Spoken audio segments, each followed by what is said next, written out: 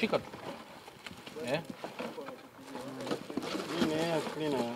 Hiyo ni air cleaner. Unakuta baada ya muda air cleaner hizi ni air cleaner. Lakini unakuta kabisa hizi air cleaner baada ya muda unaona kabisa kwamba gari lako linakosa nguvu. Na kwa sababu kama hii ikiwa imeshachafuka, mfumo ule wa engine wote kwa ujumla, kutoka kwenye engine kwenda mpaka kwenye gearbox, ule mfumo wake wote ule unazungumza kwa pamoja.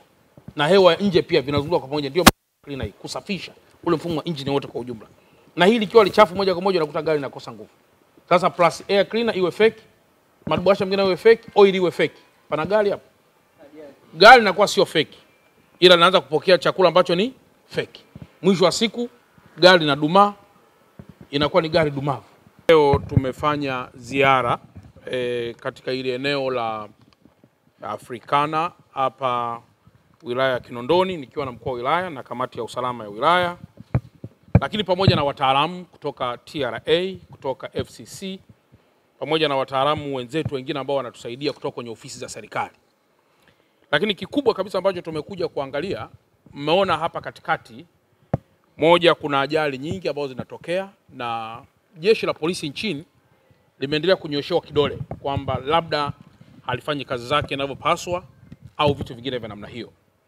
Lakini assumption iliyoko hapa, ndugu waandishi wa habari, nataka leo niwapitishe ili muweze kuona jambo la msingi sana. Hapa tumefika kwa watu ambao wanauza bidhaa za magari, na ambazo bidhaa hizo naweza nikaita kwa hatua ya awali ya uchunguzi wa awali sio bidhaa ambazo zinalingana na nembo iliyopo nje ya bidhaa hizo. Kwa mfano, hapa mnakuta kuna bidhaa hii hapa. Bidhaa hii mnayoiona, hili box hili limetengenezwa kwa magumashi vile vile. Alafu ndani ya bidhaa hii, box hili kishapatikana namna hii, humu ndani kuna bidhaa. Hapa ndani hapa kuna bidhaa. Bidhaa hizi tunaita ni brake nini hizi? Ni brake shoes. Hasa hizi brake shoes ukiangalia hapa nje ni nembo ya Toyota. Alafu hii nembo ya Toyota hapa pia kuna hizi nembo hizi zinakuja zinabandikwa, hizi ziko tofauti kabisa, zinabandikwa. Na hapa ndani kanawekwa karatasi kuonyesha kwamba ni bidhaa mpya iliyotoka Japan. Sasa hizi brake shoes, nini kinachokuja kutokea, ndugu waandishi wa habari? Mtu anapokuja kununua hizi anajua amenunua mali original ya Toyota. Anakwenda kuifunga kwenye gari lake. Then mwisho wa siku hizi brake shoes pamoja na mfumo mzima wa breki, unakuwa mtu anayenunua anadhani amefunga vitu original na anaondoka katika safari yake kutoka hapa kuelekea Mbeya na anajiamini kabisa kwamba mali aliyonunua ni salama. Lakini baada ya muda mali hii mnayoiona hapa imepigwa chapa kabisa huko ndani kama ni Toyota. Lakini kwa uchunguzi wa awali na wataalamu ambao tunao watachunguza zaidi, inaonesha kabisa kwamba jambo hili si Toyota aliyefanya production, lakini box hili limetengenezewa hapa tulipo. Halafu zinakuja zinabandikwa nembo hizi kuonyesha kwamba kwa kweli hii ni mali original kabisa. Sasa mwisho wa siku unakuja kukuta kwamba hiki kitu kinachofanyika kwenye mali hii ndivyo kinavyofanywa kwenye oili. Umenunua gari yako leo mpya, unaweka oili yako, ndani ya miezi miwili engine imenoka, engine imekosa uwezo. Kumbe ni kwa sababu ya oil fake, au ni kwa sababu ya oil ambazo zinauzwa huku mitaani zikiwa sio zenyewe. Sasa hapa pia tunao wataalamu wa Toyota wenyewe ambao ndio wazalishaji hivi vitu. Ukiangalia haya madubasha yote haya ni madubasha ambayo yanazalishiwa mahali ambapo wao wanajua, wachunguzi watafanya kazi hiyo. Lakini hapa pana viashiria vya haraka sana kwamba bidhaa hizi zote ambazo mnaziona ziko hapa ni almost bidhaa fake ambazo wazalishaji wenyewe wenye nembo hizi hawajazalisha mali hizi. Kwa hiyo unaweza kaona Watanzania wanavyolalamika kwamba kuna ajali nyingi, halafu mtu anasimama labda anaweza kusema polisi haijafanya kazi zake, lakini ukija hapa ndio unaanza kuelewa kwamba ala, kumbe unapodhani umefunga brake, halafu kumbe ni brake fake. Unaanza kutelemka mtelemko wako, unaitafuta brake, unakuta hamna. Mpaka mwisho tunapata ajali, watu 30, 40 wanafariki, lakini vyanzo vyake ni kwa sababu ya watu wanaotazama wao kula pesa na kuwa matajiri hata kama kutakuwa kuna kumwaga damu za Watanzania. Sasa haya ni mambo machache ambayo tunayaona yanaendelea hapa. Hapa ni Dar es Salaam, wala sio mbinguni. Na hivi ndio vinazalishwa. Hapa vinabandikwa, ile iko wapi ile imebandikwa ile? Iko wapi imebandikwa? Hii ni gasket, si ndio? Unaiona mpaka hapa. Hii ni gasket. Hili box hili kwanza limezalishwa hapa. Hili limezalishwa tu almost humu. Limebandikwa Nissan.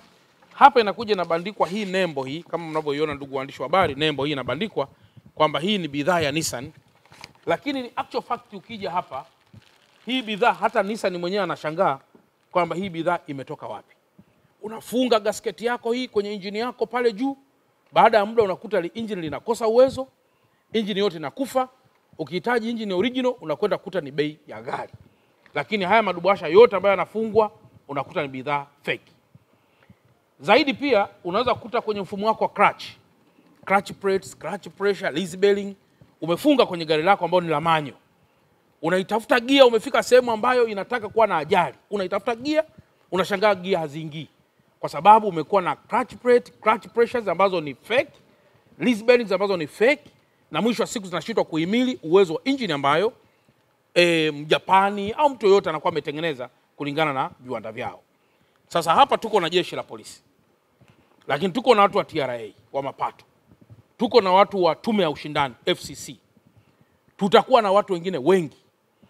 Kwenye hili eneo kuna magodown hapa, kuna viwanda hapa. Kuna viwanda vinavyotengeneza, wanauza vioo, kuna viwanda vinatengeneza miswaki, kuna viwanda vinatengeneza rangi, kuna viwanda vina assemble TV, kuna viwanda vina assemble vitu vya vioni kwenye mambo ya sanitary haya. Hapa kuna viwanda vingine viko huko ndani, godown la kwanza mpaka namba 23. Jana baada ya kuja hapa tuliwaambia wote kwa lugha nyepesi kwamba leo tutakuja kwa ajili ya misako ya ziada. Lakini kama unavyoona ndugu waandishi wa habari, magodown karibu yote yamefungwa. Manake nini? Manake picha haraka. Manake ni kwamba kuna uzalishaji wa vitu kinyume na taratibu. Lakini wenye vitu wa serikali zetu za mitaa nao hapa. Kuna bwana mmoja anaitwa Bwana Masawe yuko hapa. Lakini mwenyekiti ana wajibu mkubwa sana pia wa kuripoti kwenye serikali chochote anachokiona kinamzidi nguvu kwenye serikali yake. Sasa hii pia ni ishara mojawapo pia kwamba serikali za mitaa bado na wenyewe wanapaswa kuongezewa uwezo wa kujua wanachopaswa kukiongoza. Sasa kwa sababu hapa mahali wote wamefunga haya maduka au wamefunga haya magodown kwa kukimbia au kwa kuwa na wasiwasi, kutoka leo nimepafunga rasmi mpaka hapo kila mmoja atakaporipoti kwenye ofisi kulingana atakapotoa maelekezo. Kwa mkuu wa wilaya, kwenda kwenye ofisi ya TRA, kwenda kwenye ofisi ya FCC kwa miguu na mikono yao. Kinyume na hapo, awe ni Mchina, awe ni Mwarabu, awe ni Muhindi, awe ni mtu gani, atakapokanyaga hapa baada kukaidi hili tamko, atapata tabu sana na atakuwa chini ya sheria. Kwa nitoe rai kwamba leo ni juma ngapi leo? Ni juma mosi, Ijumaa, kabla ya kesho saa 4. Mtu yoyote anayefanya biashara zake hapa atoe ushirikiano. Kinyume na hapo, mali zote zitataifishwa kwa mujibu wa taratibu na kwa mujibu wa sheria ambazo zimewekwa. Jeshi la polisi linafanya kazi zake vizuri, wala halijamuonea mtu yoyote. TRA hawajamuonea mtu yoyote, FCC hawajamuonea mtu yoyote. Wote wa ushirikiano ili angalau waweze kuangalia kitu hicho kiko sawa. Unapofanya taratibu za kuassemble, TRA watasema. Lakini vile vile kuna TIC watasema. Unapofanya assembling, kuna sheria gani zinapaswa kuzifanya. Lakini hapa wana assemble, yanaondoka madubasha na kwenda Kariakoo moja kwa moja. Sijui kama kuna hata watu wa TBS labda wanapitia hizo vitu au nani. Inawezekana tunapaswa kufanya hivyo, lakini kama watoa ushirikiano manake ni kwamba ni wakaidi wa sheria. Lakini mwisho tunachokizungumzia ni nini? Mwisho ni kwamba kwa mfano leo tunahatarisha ajira pia za vijana wetu.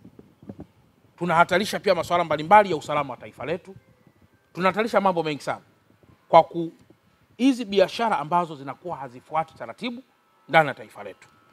Kwa hiyo ndugu zangu waandishi wa habari, mtupelekee salamu kwamba Mheshimiwa Mkuu wa Wilaya ya Kinondoni ndugu yetu Saadi Mtambule na kamati ya usalama na wataalamu wa sekta watafanya operation ya kufa mtu ambayo ni non-stop katika maeneo yote, na vile viwanda vyote na sehemu zingine tutakazozikuta zinaelekea kukidhi matakwa ya serikali.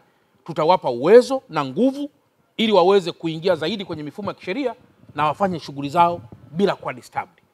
Lakini wale ambao watakuwa wamekuja katika nchi ili kuiua nchi kiuchumi na kiusalama, watachukuliwa hatua kali za kinidhamu na za kisheria, ikiwa ni pamoja na leo kuanza na hawa jamaa, ili tuweze kuangalia mwisho wake ni nini.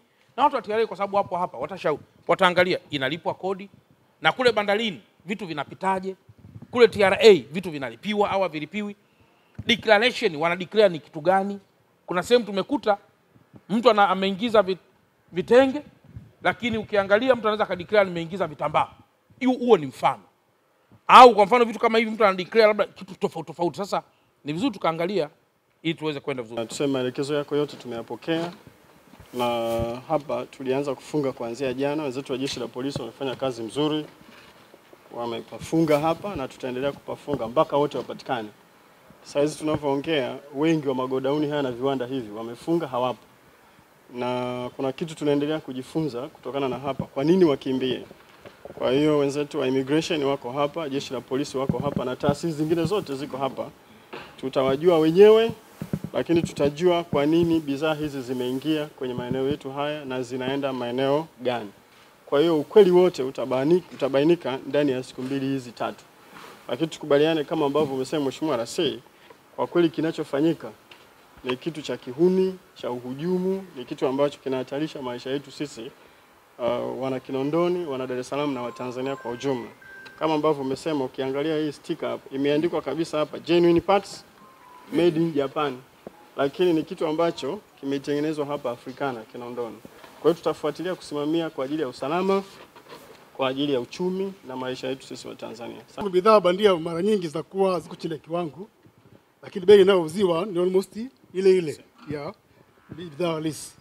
Sasa FCC tupo pamoja na mamlaka nyingine za serikali, polisi kwa mkoa, kuna mamlaka nyingine kama TRA na TBS. Tunafanya operation kama hizi mara kwa mara. Lengo ni kuclear soko au kusafisha soko, kwa sababu kazi kubwa ya FCC ni kuondoa bidhaa bandia sokoni, na zoezi kama la leo na jana ndio zoezi moja wapo. Mkuu wa mkoa amesema kwamba uchunguzi wa awali unaonyesha kwamba hii bidhaa ni fake. Ni kweli. Sisi tunafanya kazi kwa suspicion, kwamba tumehisi mzigo huu una matatizo. Tutachukua sample hapa na wahusika wataandikiwa hati ya ukamataji.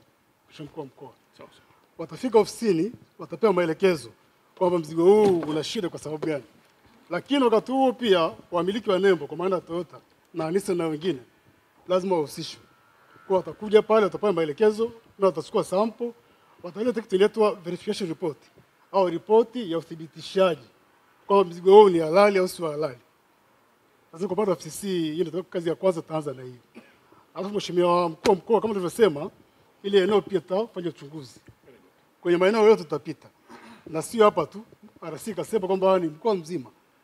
Jeshi la polisi lipo, tunafanya nao kazi kwa pamoja, tuna task force yetu ya Mkuu wa Mkoa. Kwa hiyo tutakuwa pamoja nao polisi. Tutapita kwenye magodauni yote ya wilaya hii, lakini mkoa mzima wa Dar es Salaam. Tunashika kwamba maeneo yote ambayo yana bidhaa kama hizi yanadhibitiwa na zinaondolewa sokoni, ili kumsaidia mlaji wa Tanzania na kumsaidia mwenye nembo yake aliyewekeza apate thamani halisi ya uwekezaji wake. TRA kutoka ofisi ya TRA ya Tegeta.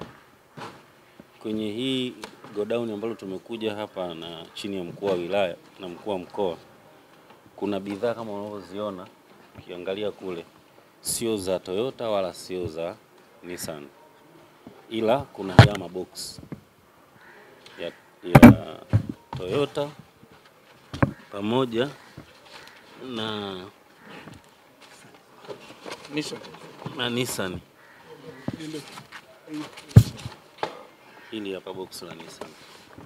Kwa wanachokifanya hawa, wakishaingiza mzigo, wakimaliza wanakuja manake kwenye magodauni kama haya, wanakiwa na hayo mabox ya Nissan na ya Toyota pamoja na hizi ni sticker za Toyota na hizi zingine ni za Nissan. Kwa hiyo manake kuna mahali wana print hizi sticker na haitakuwa kihalali, kwa sababu ingekuwa kihalali mzigo bandarini ungepita kama wa Toyota au Nissan.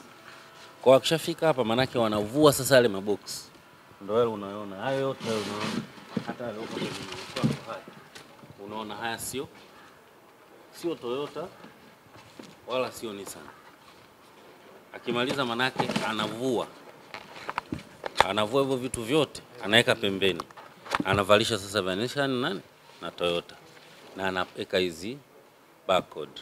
Kwa hiyo ukija kununua kwa sisi walaji, si watu wa kawaida tu, kwa hiyo ukiangalia hapo utaridhika kwamba ni Toyota au ni Nissan, lakini in real sense ni maana yake ni nini? Umepigwa, si ndio? Na ni watu kabisa, kwa sababu unaona wanawafanya kazi, daftari la mahudhurio ili hapa wa kutosha tu wapo. Kwa hiyo nafikiri wanachokifanya sio kitu sahihi na wanatakiwa wadhibitiwe, kwa sababu kwa mazingira haya na maana hata compliance yao kikodi itakuwa sio nzuri. Sasa labda ili tuweze kujua kwamba hii ni fake au ni halali, hii tunajueje kwamba hii namba ni sawa hii au si, au hii barcode? Hizi sisi hazipo kwenye control ya TRA. Umeona? Sisi TRA hatusimamii kuangalia hizi barcode za magari. Sisi wigo wetu upo kwenye vinywaji, ndio tunasimamia stika za vinywaji, lakini maana yake wanatengeneza tu wenyewe mtaani. Kwa hiyo zingekuwa ni za vinywaji zile kwa ajili ya stamp duty, tungeangalia, tungeverify, tungewaambia hapa kwamba hizi ni halali au sio halali.